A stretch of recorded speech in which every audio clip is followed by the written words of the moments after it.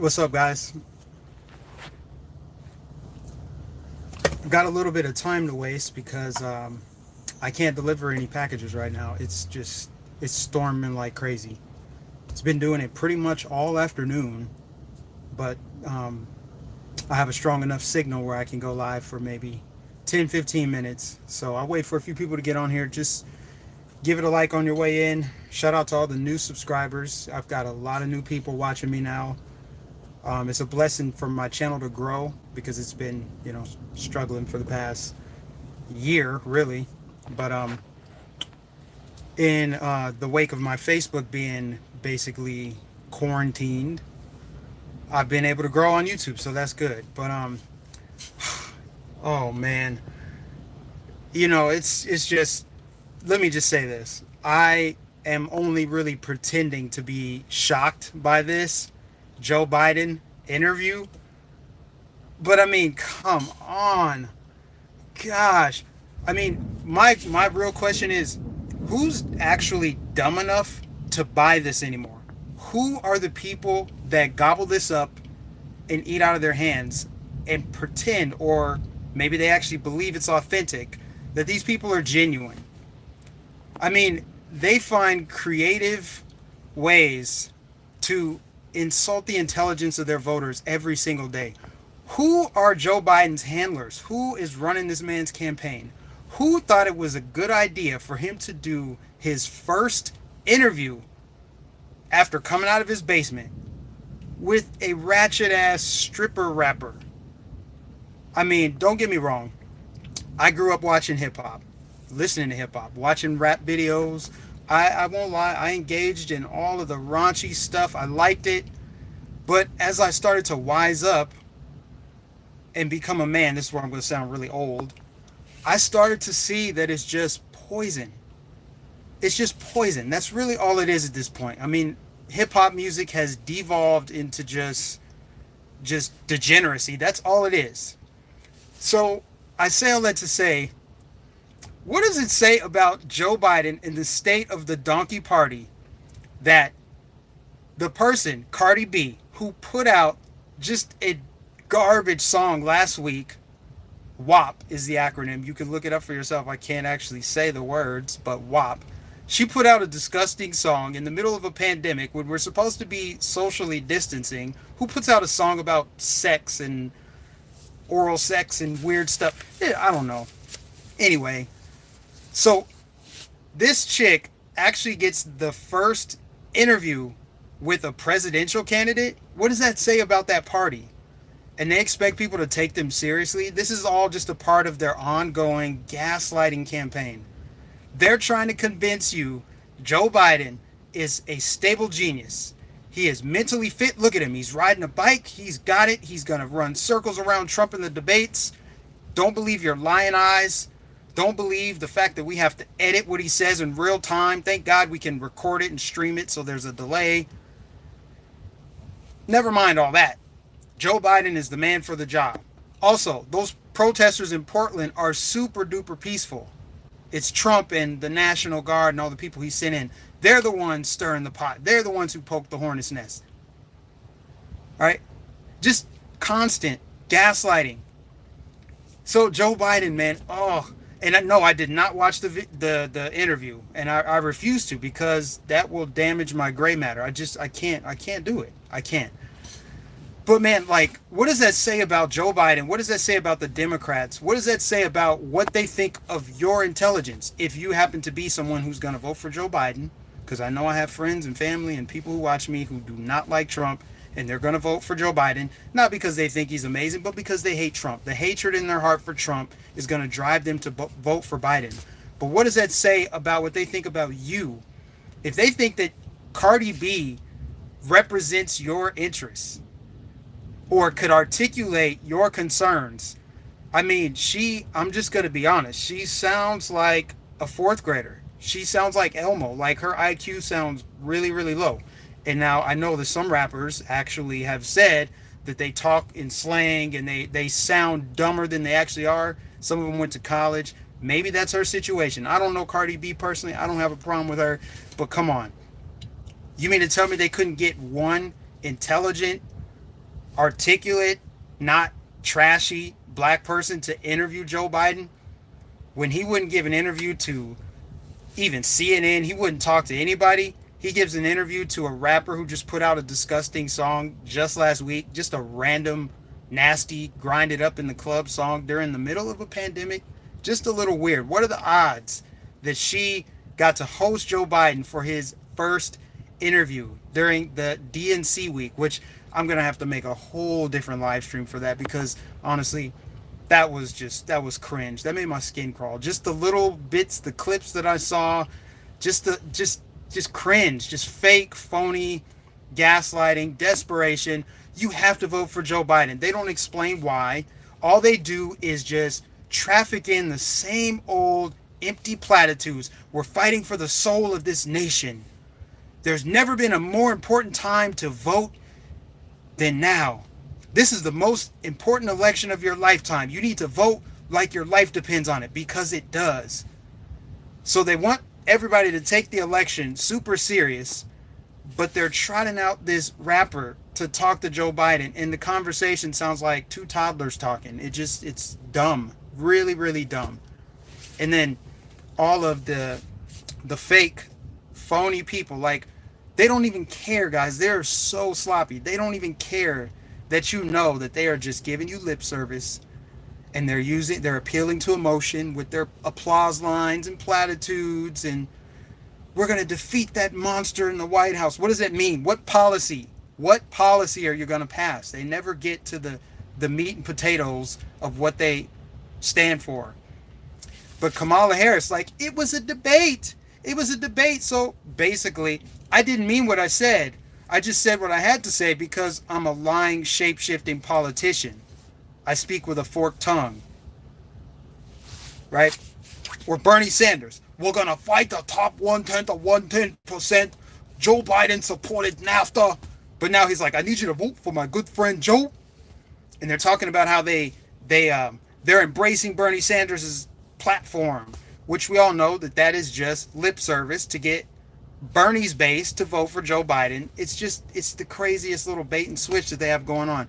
But man, all you got to do is have a couple brain cells to rub together to see through this. This is garbage. These people are so fake, man. It's disgusting. Anyway, this is actually going to be a shorter stream than I thought. Looks like the rain is letting up a little bit. The lightning's just been too crazy. I can't even get out of this van. I got to run for my life. I know a lot of people who are used to living in Florida. I've only lived here 3 years. I know people will just walk their dog when there's lightning strikes like 3 blocks away. Nah, that ain't me. I ain't gonna do it. Nope. Anyway, I've got to wrap up. It's gonna be a long day for me, but I just had to get that out. I just had to chime in on this cringe phoniness, this insulting people's intelligence. Like, how much more evidence do you need to see?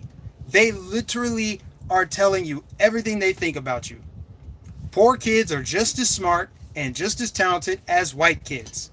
Unlike the African American community, the Latino community is incredibly diverse. They're just outright saying it and then calling Trump a racist, inverting reality, flipping things upside down, right? We're going to call you racist, sexist, xenophobic, while we're saying blacks aren't diverse, but Latinos are, and if you don't vote for Joe Biden, you ain't black. And all this other just trash. We're going to run Kamala Harris as a black person, even though she was sworn in as the first Indian senator. And we also think that the people who will vote for us aren't smart enough to figure out that 5 minutes ago she was just sworn in as an Indian. But now she's black because we need the black vote, and we think black people are too stupid to see through that. Now, sadly, some people are, but I think it's more or less voting the party line because that's what Mama and Big Mama did. We're going to vote Democrat just because. I mean, luckily more people are waking up and seeing through that and starting to realize, like, wait, why am I actually doing this? Let me vote for policies that make sense. At the end of the day, they'll probably still vote Democrat. But man, let me tell you guys something, and then I'm wrapping up for real. I don't want to talk in circles, right? I have seen so many Joe Biden yard signs, flags, bumper stickers in the last month. You would think that he has a strong base of supporters. But what's funny about that is I didn't see none of that. during the primary, when you had Bernie Sanders, Elizabeth Warren, you had like 15 candidates to choose from. You didn't see any Joe Biden bumper stickers, no support whatsoever. So what that tells me is he was like the last guy getting picked for kickball. So now they're like, oh yeah, we like Joe Biden because you don't have any other choice. And in reality, you're voting against Trump. You would vote for a Mr. Potato Head as long as it was running against Trump. So it doesn't matter that it's Joe Biden. The people are trying to make it seem like they actually care about Joe Biden, like they support his policies, like he's not a statue, a corpse. They're pretending like they actually are enthusiastic about him, when in reality, it's just a gesture. They're just signaling, yeah, we're against Trump. Just so you know, we're voting Trump out. And we're going to try to vote Trump out. And I know that because I see the yard signs propped up. I see the flags. People are waving their flags as if it's like they're supporting Trump. And a lot of them, their neighbors are Trump supporters. So I feel like it's just to have that little rivalry, just to let you know, like, hey, we're against Trump. You're not pro-Biden. You're anti-Trump. If they could be honest and not fake and not lie about it, that's truly what it is. But it's also sad. It's also a sad state of affairs where all you're doing is voting for what you don't want. All you do is focus on what you don't want. You know, guys, I had a rough, like 2 or 3 weeks. Really, 2020 has just been rough in my personal life. If you take the pandemic out of it, I had a lot of just rough things happen this year. And one of the things that, you know, lifts me up is going to these Trump rallies, going to these random spontaneous flag waves. Why? Because the enthusiasm, because people are so positive. Like, if you notice from those videos I uploaded, what did you see? Smiling faces. People are so happy. People are focused on what they do want. They're optimistic. They're energetic. They're eager. They're excited. And it's a stark contrast from what people who are against Trump, people on the left, people, Black Lives Matter, Antifa, they're always angry. It's always doom and gloom. They're a wet blanket. The world is always on fire to these people. They're always just upset and pissed off and sad. And it's like, man, why don't you take time to just look at the world around you? Look at the earth. There's the world and then there's the earth. The world is all of this demonic stuff. The Cardi B, WAP videos and the degeneracy that gets promoted on a daily basis that they flaunt in front of you. But the earth is like the birds, the trees, the weather, the grass, fresh air, oxygen. Focus on that, man. This is one of the things that I really just enjoy about being around a lot of other people who support the president, people who are patriotic, people who love the country, because it's a mindset. It's a mindset. It's a set of values and beliefs that I personally gravitate towards. Like, that resonates with me big time. And this is why I can never be on the left, because all they do is focus on what they don't want. You go to these protests, they're holding up signs. This is what we hate. This is what we don't want. We don't like this. It's like, what do you want? What do you think should happen? What do you support? It's always anti this, anti that. We're going to go resist hate. We're going to fight hate. We hate hate. It's like, why don't you spread love? Why do you got to be anti-war? Why can't you be pro-peace? Does that make sense? I know I kind of just went all over the place, guys, but it's been a while since I live stream. And when I don't live stream regularly, this kind of thing happens. I know it's kind of flowing together, and I'm sure it's you guys are picking it up. But this is what happens. I know I'm long overdue to do a live stream, but I just moved into my new house, and I'm waiting on a new desk that will arrive hopefully Friday. I'm going to get that set up, get my studio set back up, get my nice, beautiful American flag background, and then I'll be back in business, live streaming. Also be on the lookout. I will be setting up another Facebook page because I get a lot more reach over there. So yeah, anyway, it is officially done raining. The lightning is still pretty scary, but I gotta get back to work. But I appreciate everybody that took time out of their day to watch me. God bless you. You guys are amazing. Thank you for liking, sharing, subscribing, donating, sending me emails, sending me uplifting messages saying that you're praying for me. God bless you guys. We have to stick together. We have to stay strong as children of God. We are being tested like never before. Everything that I went through with that house, I've never in my life had my faith tested like I did that day. I literally was staring into the darkness. Like, I could have embraced the dark side, and it makes me understand more clearly how people fall down that slippery slope where everything's going good, and then next thing you know, you snap and you're pissed off and you're angry and you lash out.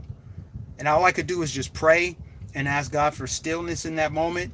And that's what we need to do. We need to be still. We need to pray. We need to stay focused. We need to stay positive. We need to spread love and not embrace the darkness, because there's a lot of darkness happening on the streets of Portland while they're gaslighting, telling you it's peaceful protests. They're just peacefully protesting, exercising their First Amendment right, while they're kicking people in the face, beating people. I don't know if that guy in Portland died or not, but how many people have died in the streets of Portland, Seattle, Minneapolis, Milwaukee, Chicago, New York?